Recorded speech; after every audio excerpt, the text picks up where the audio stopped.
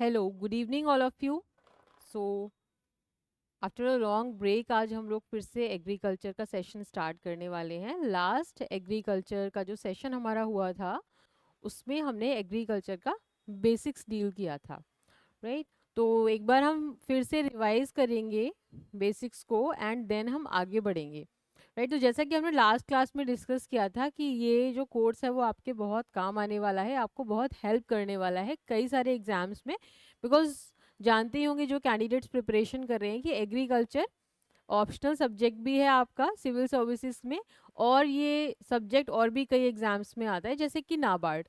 तो जो लोग भी इन एग्जाम्स को टारगेट कर रहे हैं ये उन सभी को हेल्प करने वाला है, राइट। तो बहुत ही बेसिक से हम इसको पढ़ रहे हैं और मैं इसका बेसिक पोर्शन ही डील कर रही हूँ, राइट। तो स्टार्टिंग से हम देखते हैं इसको। सो देखिए, ऑल्दो ये हम ऑलरेडी पढ़ चुके हैं लेकिन फिर भी हम इसको एक बार आज रिवाइज करेंगे सो दैट जो हम आज पढ़ने वाले हैं वो आपके माइंड में वो चीज़ें रीसेट हो सके अच्छे तरीके से कि हमने लास्ट टाइम क्या पढ़ा था, आप उनको कनेक्ट कर सकें आज की और लास्ट क्लास के टॉपिक्स को। तो एग्रीकल्चर के बारे में हमने देखा था सबसे पहले कि एग्रीकल्चर होता क्या है। तो एग्रीकल्चर क्या होता है? एग्रीकल्चर का मतलब होता है सॉइल का कल्टीवेशन करना, मिट्टी की खेती करना, मिट्टी में खेती करना, राइट। कि हम मिट्टी को किस तरीके से यूज कर सकते हैं डिफरेंट डिफरेंट तरीकों से, इसी के बारे में होता है हमारा एग्रीकल्चर। ये साइंस की ही एक ब्रांच है, एक बहुत ही इम्पोर्टेंट ब्रांच है जिसमें हम कई सारी चीज़ों के बारे में पढ़ते हैं। अब हम नॉर्मली क्या समझते हैं, एग्रीकल्चर का मतलब होता है सिर्फ फसलें उगाना, लेकिन फसलें उगाना ही सिर्फ एग्रीकल्चर का मतलब नहीं होता है, बल्कि एग्रीकल्चर में और भी बहुत सारी चीज़ें आती हैं। जैसा कि आपको यहाँ दिख रहा होगा, लाइव स्टॉक फार्मिंग है, राइट। कि लाइव स्टॉक की जो फार्मिंग है वो करते हैं हम, यानी कि पशुपालन करते हैं, right.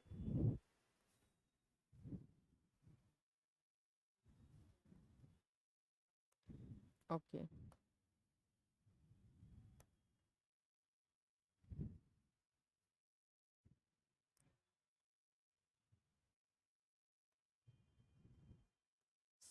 Yes, sorry for the disturbance candidates.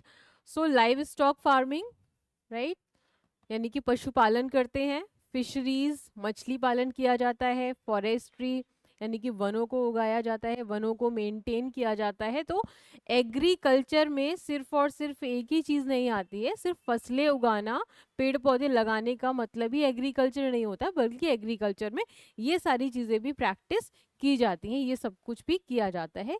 ये मतलब होता है एग्रीकल्चर का। एग्रीकल्चर कहाँ से आया है? एग्रीकल्चर दो शब्दों से मिलकर बना है, एगर या एग्री जिसका मतलब होता है सॉइल, और कल्ट्रा का मतलब होता है कल्टीवेशन। कल्टीवेशन यानी कि खेती करना, राइट। तो ये मतलब होता है एग्रीकल्चर का। कोई भी हम टॉपिक पढ़ते हैं, कोई भी चीज़ हम पढ़ते हैं, तो हमें सबसे पहले उस वर्ड का मीनिंग पता होना चाहिए, राइट। तभी हम उसमें डीप जाकर समझ सकते हैं कि वो है क्या, राइट। तो एग्रीकल्चर का जो मतलब है वो क्या है? सॉइल का कल्टीवेशन करना, राइट। अब सॉइल का कल्टीवेशन का मतलब सिर्फ ये नहीं है कि आपको सिर्फ फसलें ही उगानी है उसमें या पेड़ पौधे ही लगाने हैं। उसमें हम और भी बहुत सारी चीज़ों को प्रैक्टिस करते हैं। आप मिट्टी को, लैंड को, ज़मीन को कैसे यूज़ करते हो, तो वो आप लोग भी जानते हैं कि हम ज़मीन को किस किस तरीके से, मिट्टी को किस किस तरीके से यूज़ कर सकते हैं, राइट। अब देखिए, एग्रीकल्चर जो है, जैसा कि हमने डिस्कस किया कि इसमें सिर्फ और सिर्फ आपकी फसलें उगाना ही नहीं, और भी बहुत सारी चीज़ें आती हैं। तो ये सिर्फ साइंस ही नहीं है, साइंस तो है ही, ये साइंस की ब्रांच तो है ही, साथ ही ये एक आर्ट भी है, एक कला भी है, और ये एक बिजनेस भी है। बिजनेस का मतलब क्या है? कि ये हमारी इकोनॉमी में भी बहुत हेल्प करता है, राइट। इकोनॉमी में कैसे हेल्प करता है? कि जो भी एग्रीकल्चरल प्रोडक्ट्स बनते हैं, जैसे हम फसलें उगाते हैं, तो फसलें क्या होती हैं? बेची जाती है मार्केट में, हम तक पहुंचती है, हम लोग उन्हें खाते हैं, कंज्यूम करते हैं। इसी तरीके से एग्रीकल्चर में जितनी भी चीज़ें की जाती हैं प्रैक्टिस, उन सभी से आर्थिक फायदा होता है, तो ये एक बिजनेस भी है, राइट। अब देखिए, ये जो एग्रीकल्चर है वो साइंस भी है, वो आर्ट भी है, और वो बिजनेस भी है, राइट। तो वो हमें हमें क्या कर रहा है? इकोनॉमिकली बहुत फायदा कर रहा है हर तरीके से, राइट। अब जो मेन उद्देश्य होता है एग्रीकल्चर का वो क्या है? जो मेन उद्देश्य है एग्रीकल्चर का वो आपका क्या होता है? मेन उद्देश्य होता है इसका लैंड की प्रोडक्टिविटी को बढ़ाना, यानी कि हम ज़मीन को किस तरीके से ज़्यादा से ज़्यादा बेटर तरीके से यूज़ कर सकते हैं, राइट। हम कैसे जो लैंड हमारे पास है उसका कैसे बेटर से बेटर यूज़ कर सकते हैं, ये होता है एग्रीकल्चर का मेन एम। क्या प्रोडक्टिव हो सकता है, राइट। और जो भी आप यूज़ कर रहे हैं एग्रीकल्चर में लैंड का, उससे क्या होगा अल्टीमेटली आपकी हेल्थ को फ़ायदा होना चाहिए। मतलब जो भी उसका लैंड का यूज़ करना है हमें, उसका क्या गोल होना चाहिए, गोल ये होना चाहिए कि हम जो यूज़ उसका कर रहे हैं वो हमारी हेल्थ के लिए फ़ायदेमंद हो, राइट, हमारी हेल्थ को अफेक्ट ना करे। दूसरा, सॉइल के डिग्रेडेशन को बचाए, लैंड के डिग्रेडेशन यानी कि ज़मीन को किसी प्रकार का नुकसान नहीं होना चाहिए। जैसे कि हम पेड़ों को बहुत ज़्यादा काट रहे हैं आज के टाइम में, तो उससे क्या होता है, जो सॉइल की मिट्टी की जो सबसे उपजाऊ लेयर होती है ऊपर, वो क्या धीरे धीरे हटती जा रही है, ख़त्म होती जा रही है, क्योंकि जो पेड़ की जड़ें होती हैं वो क्या करती हैं, उस लेयर को, मिट्टी की उस परत को रोक कर रखती हैं, पकड़ कर रखती हैं। लेकिन क्योंकि हम इतने ज़्यादा पेड़ काट रहे हैं तो क्या होता है कि जड़ें उन्हें रोक ही नहीं पाती हैं, पेड़ ही नहीं रहेंगे तो उनकी जड़ें भी नहीं रहेंगी, राइट। तो क्या ध्यान रखना है, क्या मेन गोल होना चाहिए एग्रीकल्चर का, मेन उद्देश्य ये होना चाहिए कि लैंड को, ज़मीन को कैसे ज़्यादा से ज़्यादा प्रोडक्टिव बनाया जा सकता है, और इस तरीके से प्रोडक्टिव बनाया जाए कि वो हमारी हेल्थ के लिए भी फायदेमंद हो और लैंड का डिग्रेडेशन भी बचाया जा सके, यानी कि लैंड को खराब होने से भी बचाया जा सके, किसी प्रकार का नुकसान नहीं होना चाहिए, राइट। अब देखिए, जो एग्रीकल्चर है उसमें क्या क्या आता है, आपका फार्मिंग आ जाती है। फार्मिंग में आपका क्या क्या आता है, फूड का प्रोडक्शन। जैसा कि आप जानते हैं एग्रीकल्चर में फूड का प्रोडक्शन होता है, फॉडर यानी कि चारा, ये भी प्रोड्यूस होता है, ठीक है। बहुत सारे इंडस्ट्रियल रॉ मटेरियल्स भी बनाए जाते हैं, राइट। इंडस्ट्रियल रॉ मटेरियल्स का मतलब, आप जानते हैं कि इंडस्ट्रीज में बहुत सारी चीज़ें बनाई जाती हैं जो एग्रीकल्चरल प्रोडक्ट्स होते हैं, एग्रीकल्चर से मिलते हैं जो हमें, राइट। जैसे कि गन्ना है तो गन्ने से क्या बनाया जाता है, गुड़ बनाई जाती है, ठीक है ना। तो गन्ना क्या है, एग्रीकल्चर का ही तो एक प्रोडक्ट है, रॉ मटेरियल की तरह उसको कहाँ इंडस्ट्रीज में यूज़ किया जा रहा है कोई दूसरा प्रोडक्ट बनाने के लिए। तो इस तरीके से ये सब क्या है, इसके इकोनॉमिकल फ़ायदे हैं, राइट। अब देखिए,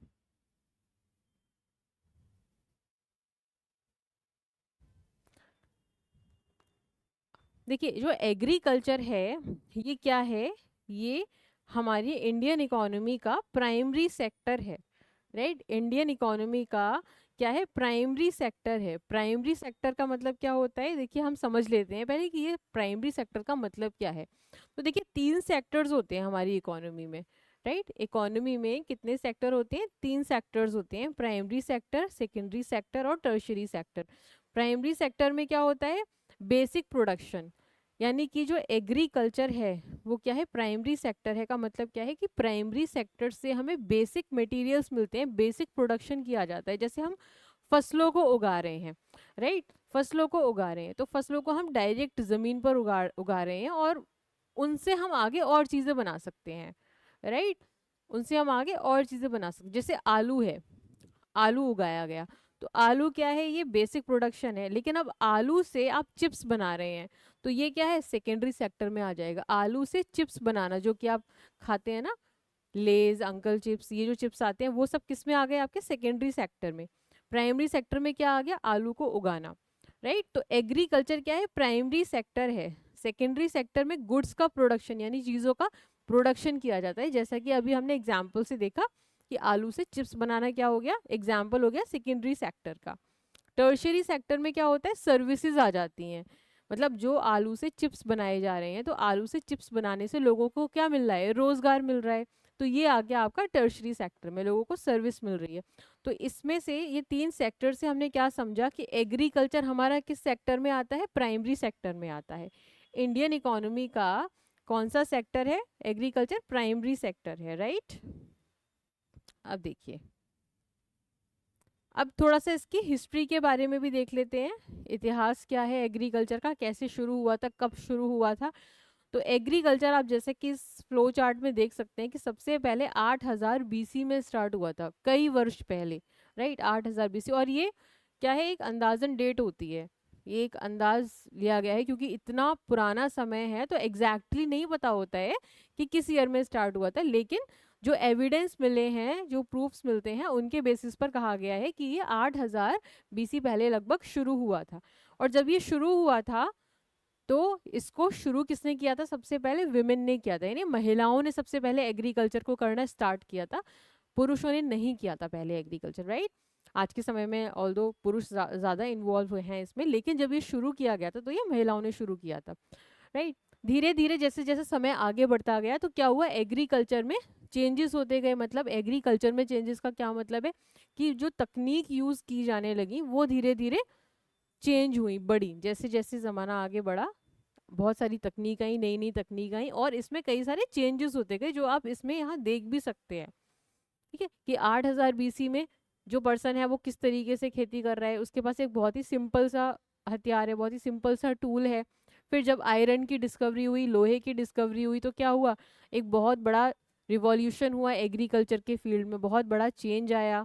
क्योंकि आप जानते हैं कि आयरन के बने हुए बहुत सारे टूल्स होते हैं, बहुत सारे ऐसे इक्विपमेंट्स होते हैं जो एग्रीकल्चर में यूज़ किए जाते हैं। तो आयरन जो डिस्कवरी थी वो बहुत ही इंपॉर्टेंट साबित हुई एग्रीकल्चर के लिए। फिर जब समय थोड़ा और आगे बढ़ा, 3000 बीसी तक पहुंचा, तो आप देख सकते हैं कि कैसे यहाँ से यहाँ तक चेंज हो रहा है। यहाँ पर ये एक सिंपल सा टूल यूज़ कर रहा है, बट यहाँ पर इसने एक एनिमल का भी यूज़ करना स्टार्ट कर लिया एग्रीकल्चर के लिए, राइट। वैसे ही आप थोड़ा और आगे बढ़े, 1830 तक पहुंचे, तो क्या हुआ, थोड़ा और चेंज हुआ, और थोड़ा सा इक्विपमेंट्स जो है वो एडवांस हो गए। अब आज प्रेजेंट डेट में आप देख रहे हैं कि हम बहुत एडवांस हो चुके हैं, यानी कि एग्रीकल्चर करना अब पहले के कंपैरिजन में काफ़ी आसान हो चुका है और कम समय में किया जा सकता है, इफेक्टिव प्रोडक्शन किया जा सकता है, हमें इससे अच्छे रिजल्ट्स मिलते हैं। ठीक है, तो ये हम सब पहले डिस्कस कर चुके हैं, बट आज मैं आपको एक बार ये दोबारा रिवाइज करवा रही हूँ सो दैट आप आज की क्लास में रिकनेक्ट कर सके सारी चीज़ों को। अब हम देखते हैं definitions and dimensions of agriculture. तो हमने लास्ट क्लास में एग्रीकल्चर के इतिहास तक पढ़ा था, इतिहास के बारे में डिस्कस किया था कि एग्रीकल्चर का इतिहास क्या है। आज हम देखेंगे कि एग्रीकल्चर को कैसे अलग अलग परिभाषाएं दी गई हैं, क्या क्या अलग अलग परिभाषाएं दी गई हैं, किस आधार पर दी गई हैं, और कैसे कैसे डायमेंशन से इसको देखा जाता है, यानी कि सबके अलग अलग नज़रिए हैं एग्रीकल्चर को लेकर, राइट। तो देखिए 1947 में 1947 में क्या हुआ था, एक एक्ट आया था। कौन सा एक्ट आया था? Agriculture act.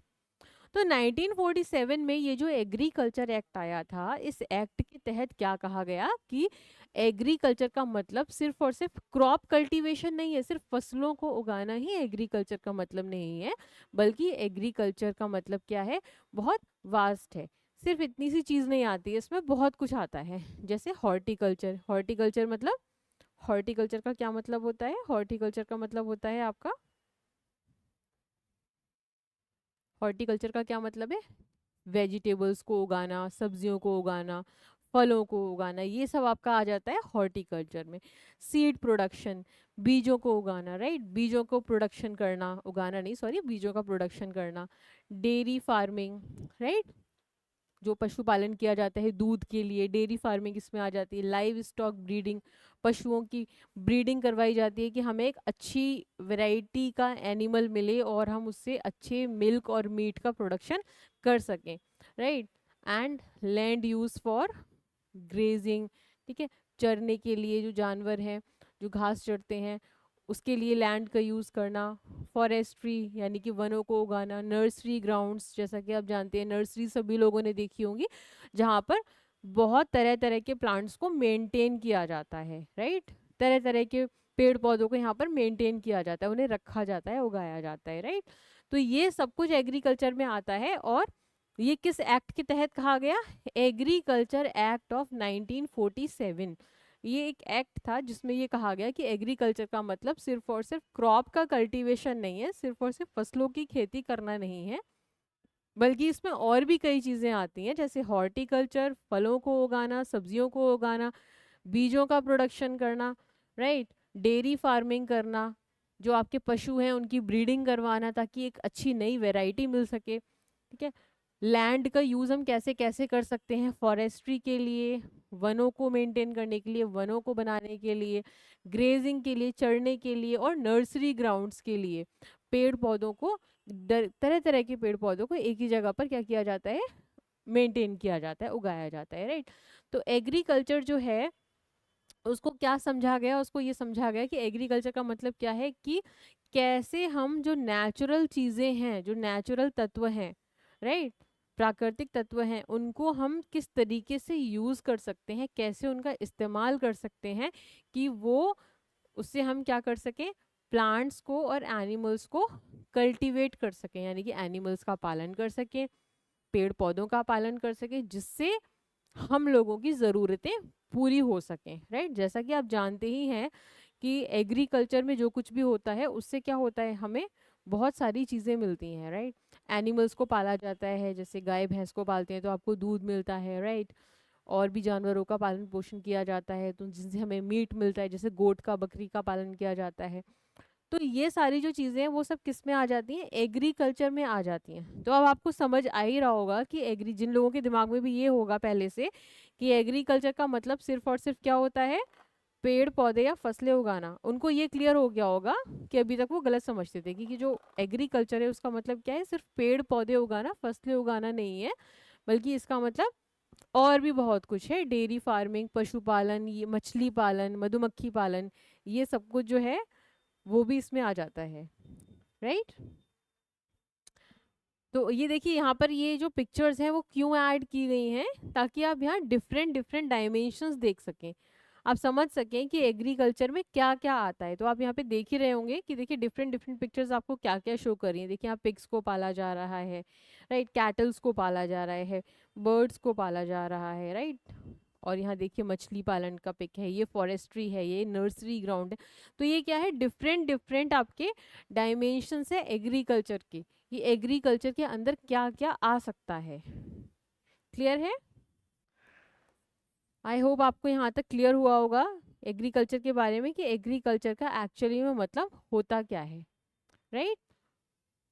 अब देखिए, अब जैसा कि हमने डिस्कस किया था कि एग्रीकल्चर के बहुत सारे डायमेंशंस हैं, राइट। कई नज़रियों से, कई दिशाओं से उसको देखा जाता है, समझा जाता है, और कई उसकी परिभाषाएं हैं।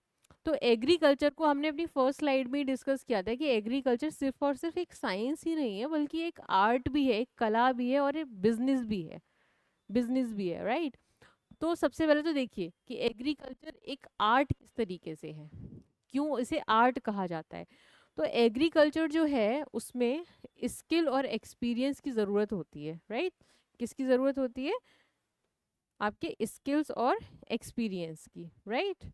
कैसे इस स्किल और एक्सपीरियंस की, ऐसे स्किल्स और एक्सपीरियंस के ऐसे अनुभव चाहिए इसमें, ऐसी स्किल्स चाहिए जिससे कि फार्म कैसे ऑपरेट करने हैं।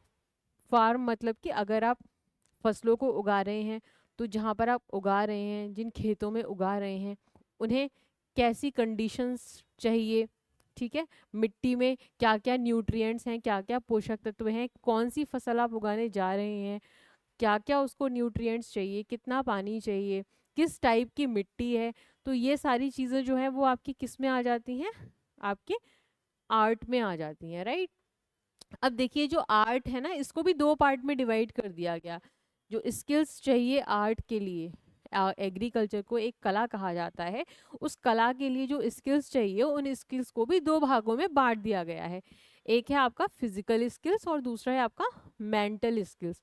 फिजिकल स्किल्स का मतलब क्या हो गया, फिजिकल स्किल्स का मतलब ये हो गया कि जो भी एग्रीकल्चर को कर रहा है, चाहे वो मछली पालन कर रहा है, चाहे वो खेती बाड़ी कर रहा है, राइट, पशु पालन कर रहा है, पशुओं को पाल रहा है, तो उसको क्या है, उसको अच्छे तरीके से वो सारे टूल्स यूज करने आने चाहिए जो उसमें इस्तेमाल होते हैं, ठीक है। जो भी आप एग्रीकल्चर की टेक्निक कर रहे हो उसमें क्या होना चाहिए कि जो टूल्स यूज होते हैं उनको कैसे हैंडल करना है वो आना चाहिए, ठीक है। एनिमल्स जो आप पाल रहे हो, जो जानवर पाल रहे हो, उनको कैसे हैंडल करना है ये आपको आना चाहिए। बुवाई जो करते हैं वो आपको आनी चाहिए प्रॉपरली, कैसे की जाती है, किस फसल के लिए, राइट। और फर्टिलाइजर्स कैसे अप्लाई करने हैं, ठीक है। फर्टिलाइजर्स मतलब कि जो भी पोषक तत्व चाहिए जिस प्लांट को, राइट, या जिस एनिमल को जो न्यूट्रिएंट चाहिए वो हम उसको कैसे प्रोवाइड कर रहे हैं, ये सब आ जाता है आपका फिजिकल स्किल्स में, राइट। तो ये किसके पार्ट है, ये आर्ट के पार्ट है, ये कला का पार्ट है। कला का पार्ट कैसे है, फिजिकल स्किल, कि आपको प्रॉपरली टूल्स को हैंडल करना आना चाहिए, एनिमल्स को हैंडल करना आना चाहिए, जानवरों को, जो बुवाई करते हैं सोइंग करते हैं वो आनी चाहिए, और फर्टिलाइजर्स को अप्लाई कैसे करना है ये भी हमें प्रॉपर आना चाहिए, कितने अमाउंट में करना है, ठीक है, ये सारी चीज़ें प्रॉपरली आनी चाहिए। अब मेंटल स्किल्स का मतलब क्या हो गया, मेंटल स्किल्स का मतलब ये हो गया कि जो भी पर्सन एग्रीकल्चर को कर रहा है उसको क्या है, उसमें एक डिसीजन मेकिंग एबिलिटी होनी चाहिए।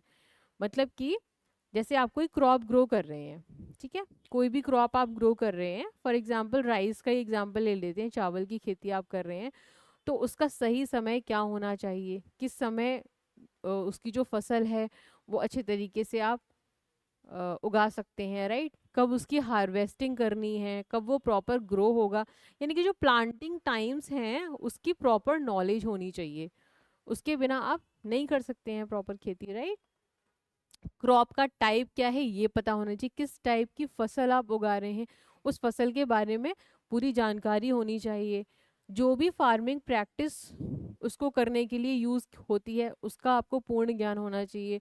ये सिर्फ फसलें उगाने के लिए ही नहीं है, ये एग्रीकल्चर की सभी प्रैक्टिसेस के लिए है, ठीक है ना। अगर आप मछली पालन कर रहे हैं, आप पशुपालन कर रहे हैं, तो आपको ये सारी नॉलेज होनी चाहिए कि इनको क्या क्या, इनके लिए फार्मिंग प्रैक्टिसेस रिक्वायर्ड हैं, ठीक है, क्या क्या आप इनकी रिक्वायरमेंट्स हैं, इनको कैसे न्यूट्रिएंट चाहिए, कैसे इनको ऑपरेट करना है, तो ये सब आपका मेंटल स्किल्स में आ जाता है। अब साइंस क्यों कहते हैं एग्रीकल्चर को, एक साइंस क्यों है, क्योंकि साइंटिफिक बहुत सारी ऐसे साइंटिफिक मेथड्स हैं जिससे क्या किया जाता है, जो एग्रीकल्चरल प्रोडक्ट्स हैं उनको इम्प्रूव किया जा सकता है, ठीक है ना। जैसे कि आप किसी क्रॉप की वैरायटी को अच्छा करना चाहते हैं और अच्छा करना चाहते हैं, जैसे राइस है, चावल है, तो चावल में क्या होता है, कार्बोहाइड्रेट ज़्यादा मात्रा में पाया जाता है, स्टार्च नाम का कार्बोहाइड्रेट, लेकिन आप ये चाहते हैं कि आपको जब आप चावल खाएं तो उसमें आपको प्रोटीन भी मिल जाए, तो इसके लिए हम क्या करेंगे, हम उसके अंदर कुछ जेनेटिक चेंजेस करेंगे, कुछ ऐसे चेंजेस करेंगे जिससे प्रोटीन भी हमें चावल से मिलना शुरू हो जाए। और अगर आप लोग पढ़ते होंगे, न्यूज़ पढ़ते होंगे, करंट अफेयर्स पढ़ते होंगे, अपडेट रहते होंगे सब चीज़ों, तो आप पढ़ते भी रहते होंगे न्यूज़पेपर में कि कोई ना कोई नई वैरायटी किसी न किसी प्लांट की आती रहती है। तो वो नई वैरायटी क्या है, उसमें यही होता है कि जो उनके जीन्स हैं उसमें थोड़े से चेंजेस कर दिए जाते हैं, बदलाव कर दिया जाता है। जैसे प्रोटीन वाली जो जीन है वो आपने चावल में इंसर्ट कर दी, ठीक है, तो क्या होगा, आपको उससे प्रोटीन मिलना भी शुरू हो जाएगा। अब ये एक कॉम्प्लेक्स टेक्निक है ना, तो उसके उसमें हमें नहीं डीप में जाना है, वो हम आगे देखेंगे कि ये सब चीज़ें कैसे की जाती हैं। अभी हमें बस क्या समझना है कि एग्रीकल्चर को साइंस क्यों कहा जा रहा है, तो ये सब साइंस ही तो है जो अभी हम डिस्कस कर रहे हैं, ये क्या है, ये साइंस का ही तो पार्ट है ना। किसी का जीन हमने प्रोटीन वाला जो जीन है वो हमने राइस में डाल दिया, राइस में इंसर्ट कर दिया, तो जो राइस है वो कार्बोहाइड्रेट के साथ साथ प्रोटीन भी हमें प्रोवाइड कर रहा है हमारी डाइट में, ठीक है। तो ये क्या हो गया, ये एक साइंटिफिक यूज हो गया है इसका।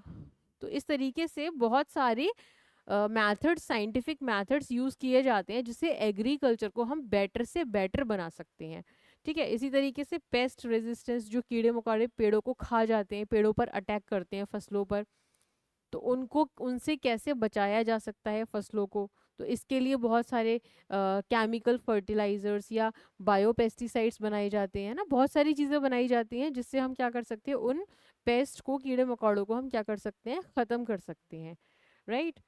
तो ये सब आपका किस में आ जाता है, ये सब आपका आ जाता है साइंटिफिक यूज़ में।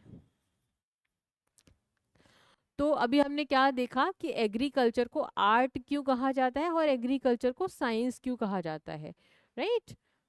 प्रॉपर वाटर यूज़ करना, ये सब चीज़ें भी आपकी किस में आ जाती हैं, ये सब चीज़ें भी आपकी आ जाती हैं किस में, साइंस में।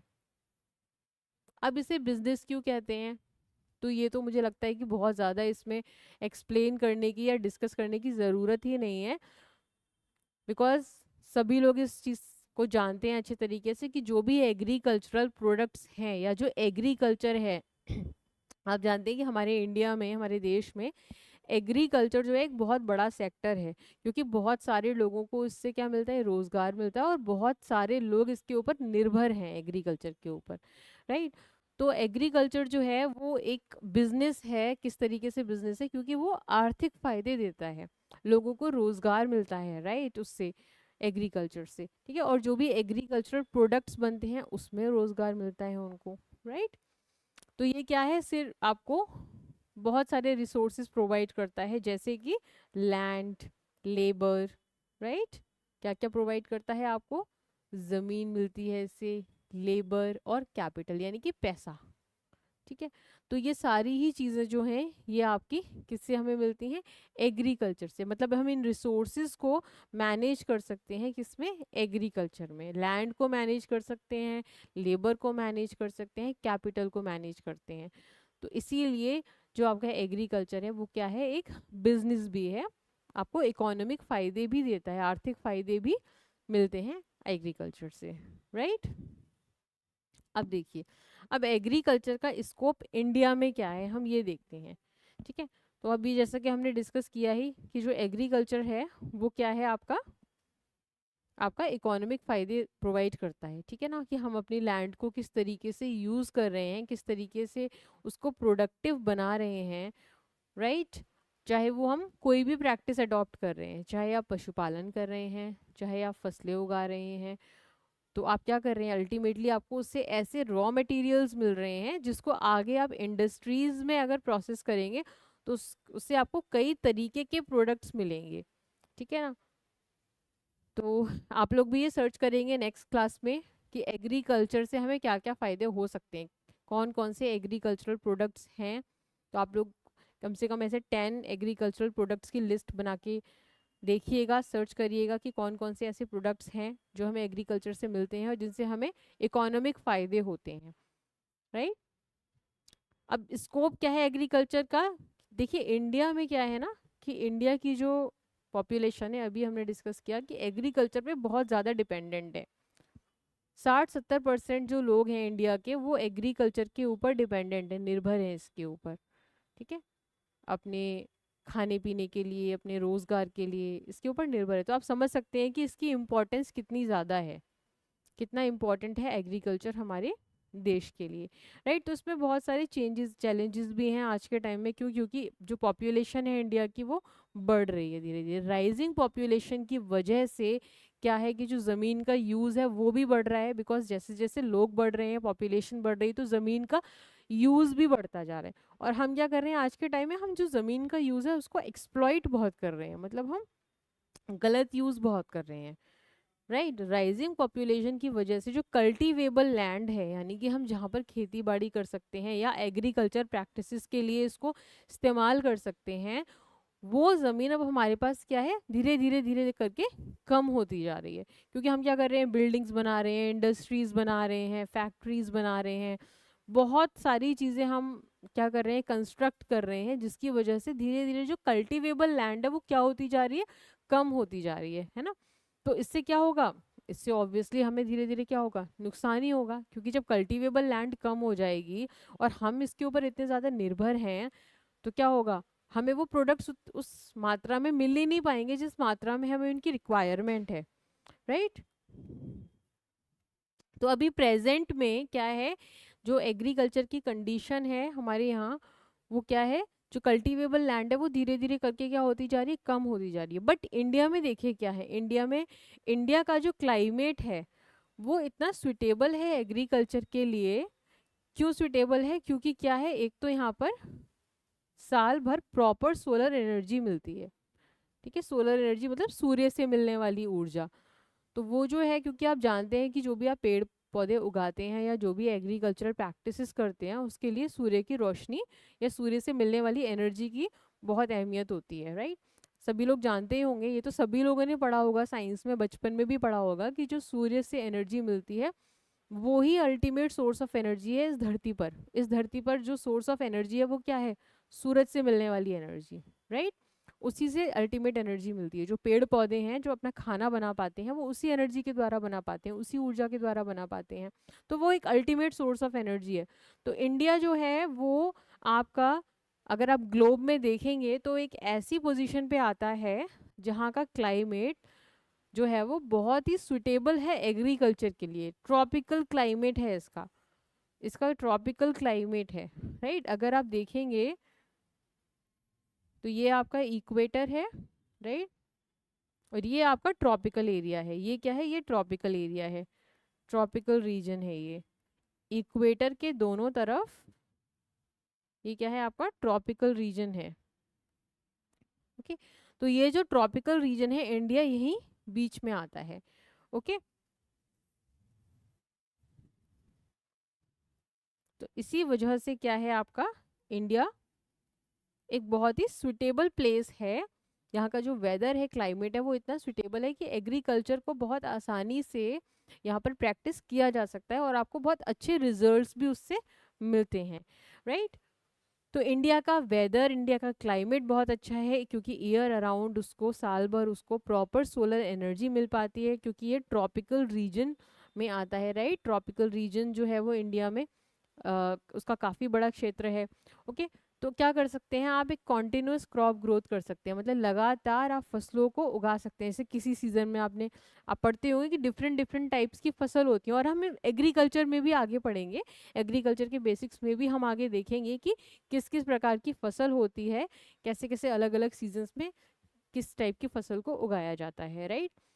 तो क्या है कि साल भर आप अलग अलग तरह की फसलों को अलग अलग सीजन्स में उगा सकते हैं। यहाँ का जो क्लाइमेट है वो इस तरीके का है, ठीक है। तो आप समझ ही सकते हैं कि जब इस तरीके का क्लाइमेट है तो एग्रीकल्चर से हमारे इंडिया को कितना ज़्यादा आर्थिक फ़ायदा भी होता होगा, और जो लोग इसके ऊपर डिपेंडेंट हैं उनके लिए भी ये किस तरीके से फ़ायदेमंद होगा, राइट।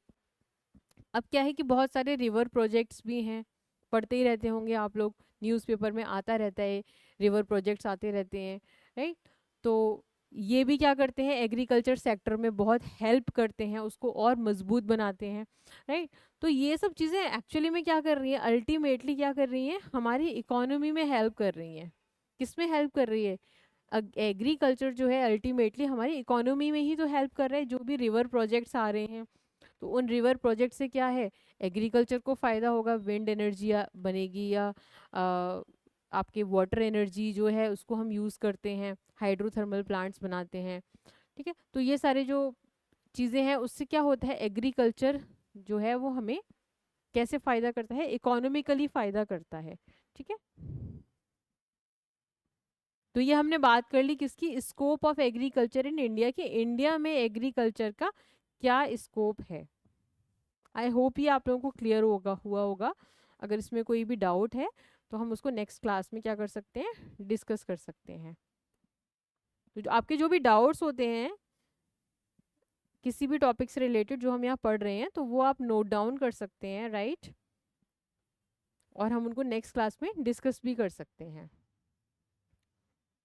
अब देखिए, अभी तक हमने एग्रीकल्चर के बारे में काफ़ी कुछ डिस्कस कर लिया है कि एग्रीकल्चर क्या है, क्या क्या इसकी परिभाषाएं हैं, क्या इसका स्कोप है इंडिया में, ठीक है, क्या क्या डायमेंशन से, किस किस नज़रिए से इसको देखा जाता है।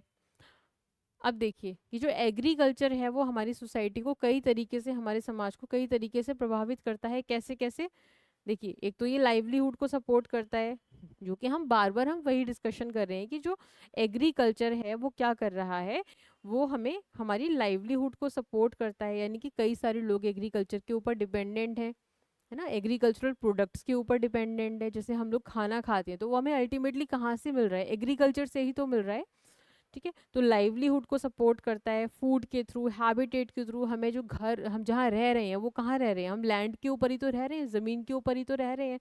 तो इससे हमें हैबिटेट यानी कि हमें रहने के लिए जगह भी मिल रही है, जॉब्स भी मिल रही हैं। एग्रीकल्चर से क्या होता है, जॉब्स भी मिल रही हैं, लोगों को रोज़गार भी मिल रहा है। तो एक तो इसका ये फ़ायदा हो गया, हमारी सोसाइटी को, ये हमारे समाज को एक ये फ़ायदा देता है। दूसरा, बहुत सारे रॉ मटेरियल्स प्रोवाइड करता है, जिससे कई तरीके के फूड प्रोडक्ट्स बनाए जाते हैं और दूसरे प्रकार के प्रोडक्ट बनाए जाते हैं। जैसे हमने एक बहुत सिंपल सा एग्जाम्पल भी डिस्कस किया था गन्ने का, कि गन्ने से जैसे गुड़ बनाई जाती है। इस तरीके से बहुत सारे प्रोडक्ट्स हैं जो कि एग्रीकल्चर के द्वारा हमें मिलते हैं, ठीक है। तो ये एक आपको होमवर्क भी दिया है कि ऐसे 10 प्रोडक्ट्स आप लोगों को सर्च करने हैं, आपको नोट डाउन करने हैं कि एग्रीकल्चर से कौन कौन से ऐसे प्रोडक्ट्स हमें मिलते हैं जिससे हमें आर्थिक फायदे होते हैं, राइट। हमारी इकोनॉमी को भी क्या बनाता है, स्ट्रांग बनाता है ये। ट्रेड के थ्रू, ठीक है, व्यापार के थ्रू, क्योंकि जो एग्रीकल्चरल प्रोडक्ट्स हैं उनका व्यापार भी किया जाता है, राइट। व्यापार करते हैं तो क्या होता है, इससे हमें आर्थिक फायदे होते हैं। तो ये हो गया हमारा किस बारे में, कि एग्रीकल्चर किस प्रकार से हमारी सोसाइटी को इम्पैक्ट करता है। अब देखिए, अब हम ये देखेंगे कि जो हमारा देश है इंडिया, उसमें हम लैंड को किस किस प्रकार से यूज कर रहे हैं, मतलब कितनी लैंड का परसेंटेज किस काम के लिए यूज किया जा रहा है। देखिए, जो टोटल ज्योग्राफिकल एरिया है इंडिया का, वो कितना है, 328.848 मिलियन हेक्टेयर, इतना एरिया है टोटल। ये टोटल ज्योग्राफिकल एरिया की बात की जा रही है, राइट। तो टोटल ज्योग्राफिकल जो एरिया है इंडिया में, वो कितना है, 328.848 मिलियन हेक्टेयर। अब इतने एरिया में से कितना एरिया है जो हम कल्टीवेशन के लिए यूज कर रहे हैं, मतलब कि किसके लिए यूज कर रहे हैं, एग्रीकल्चरल प्रोडक्ट्स को उगाने के लिए, राइट। तो वो कितना एरिया है, 143 million hectare. 143 million hectare area लगभग हम किस में यूज कर रहे हैं, कल्टीवेशन में यूज कर रहे हैं। फॉरेस्ट एरिया कितना है, ये हम इस टोटल एरिया में से बात कर रहे हैं।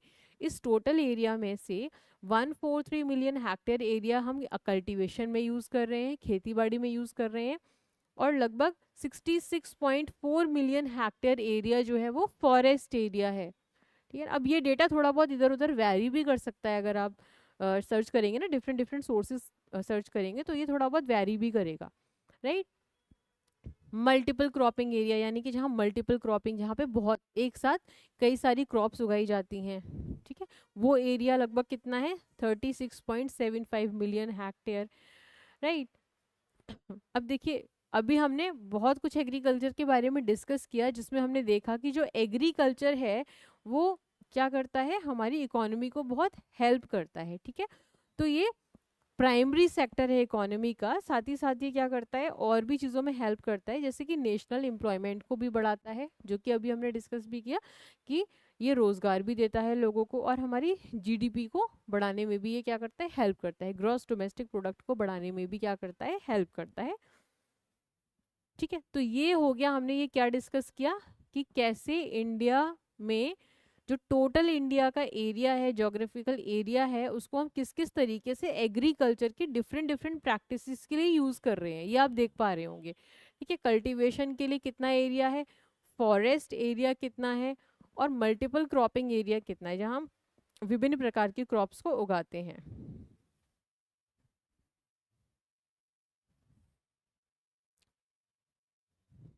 अब देखिए, एग्रीकल्चर जो है, हमने अभी इसकी हिस्ट्री में क्या डिस्कस किया था कि जो एग्रीकल्चर है वो आपका कई वर्ष पहले शुरू हुआ था, राइट। 8000 BC पहले लगभग ये स्टार्ट हुआ था, और तब से लेके अब तक इसमें बहुत सारे चेंजेस भी हो चुके हैं। लेकिन इस दौरान, इस बीच कुछ ऐसे भी चेंजेस हुए हैं जो बहुत ही रिमार्केबल हैं, मतलब जो आज तक याद किए जाते हैं, राइट। तो वो चेंजेस हम देखते हैं, agricultural revolutions, right. Agricultural revolutions का मतलब कि ऐसे कौन कौन से चेंजेस हुए हैं जो बहुत इम्पॉर्टेंट थे एग्रीकल्चर की फील्ड में। तो सबसे पहले ग्रीन रिवॉल्यूशन, राइट, हरित क्रांति बोलते हैं जिसे आप, ग्रीन रेवोल्यूशन। तो ग्रीन रेवोल्यूशन क्या था, ग्रीन रेवोल्यूशन में बहुत सारे फूड ग्रेन्स का जो प्रोडक्शन था वो इंक्रीज हुआ था, ठीक है, इंक्रीज हुआ था, और एक रिमार्केबल इंक्रीज हुआ था, ठीक है। क्योंकि एक समय ऐसा भी आया था इंडिया में जब क्या हुआ था, लोगों को प्रॉपर खाना नहीं मिलता था, प्रॉपर फूड नहीं मिलता था, बिकॉज प्रोडक्शन ही नहीं होता था उतना, पॉपुलेशन बहुत ज़्यादा बढ़ गई थी। और आप जानते हैं कि एक समय पर हमारे देश पर क्या था, अंग्रेज़ों का राज था। तो वो भी क्या करते थे, बहुत लिमिटेड क्वांटिटी में खाना पीना दिया करते थे लोगों को, राइट। और भी बहुत सारी चीज़ें, नेचुरल डिज़ास्टर्स भी ऐसे बहुत सारे आए, जिससे क्या हुआ, नुकसान हुआ, लैंड का नुकसान हुआ, फसलों का नुकसान हुआ। तो ग्रीन रेवोल्यूशन आया, और ग्रीन रेवोल्यूशन में क्या है, पर्याप्त फूड ग्रेन का प्रोडक्शन किया गया, राइट। अच्छा, ग्रीन रेवोल्यूशन में मैं आपको एक चीज़ बताना चाहूँगी कि ग्रीन रेवोल्यूशन के फादर इंडिया में, भारत में फादर ऑफ ग्रीन रेवोल्यूशन किसे कहा जाता है, ये भी एक इम्पॉर्टेंट क्वेश्चन है। Father of green revolution in India.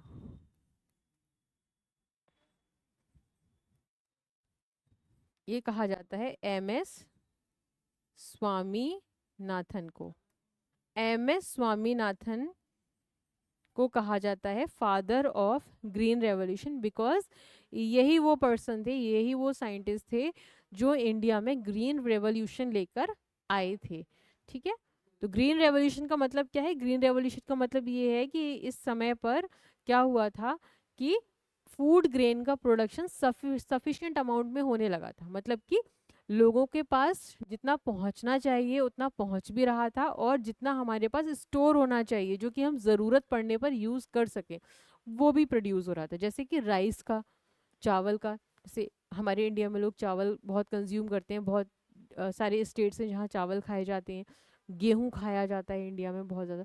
तो ये जो ग्रेन्स हैं इनका पर्याप्त प्रोडक्शन हुआ किसमें? ग्रीन रेवोल्यूशन में।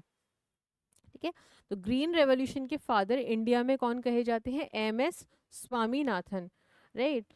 और अगर हम बात करें वर्ल्ड लेवल पर, वर्ल्ड लेवल पर बात करें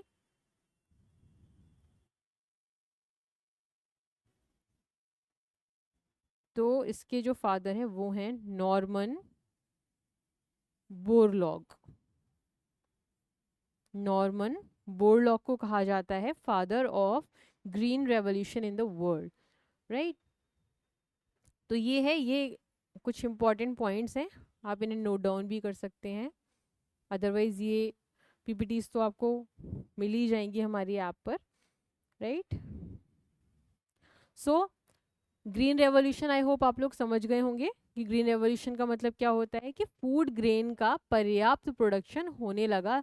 जिस समय, उस समय क्या आ गया? ग्रीन रेवोल्यूशन आ गया, राइट। हरित क्रांति आ गई।